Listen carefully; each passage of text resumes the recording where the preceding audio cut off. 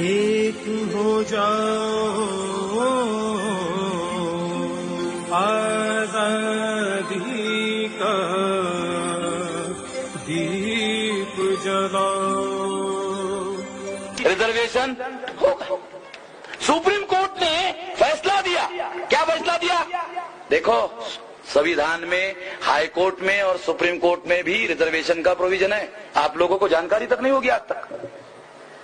Supreme court में और high court में भी रिजर्वेशन का प्रोविजन है, मगर सुप्रीम कोर्ट को यह जानकारी है कि रिजर्वेशन है, इसलिए सुप्रीम कोर्ट ने डिसीजन दिया। डिसीजन देकर के सुप्रीम कोर्ट और हाई कोर्ट के रिजर्वेशन को समाप्त कर दिया।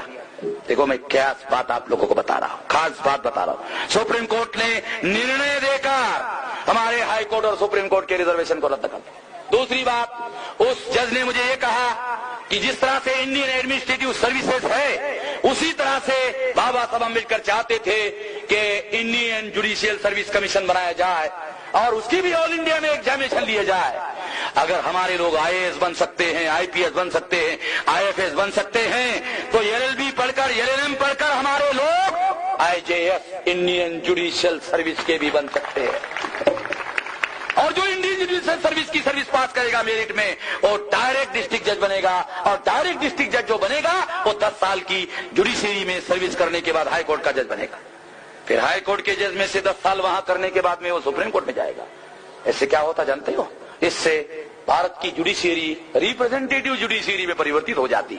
अगर भारत की न्यायपालिका रिप्रेजेंटेटिव जुडिशरी में परिवर्तित हो जाती, तो आज जो जुडिशरी आपके विरोध में फैसले दे रही है, ये फैसले दे। हमारी धर्मभूमि, कर्मभूमि यही है भारतवर्ष।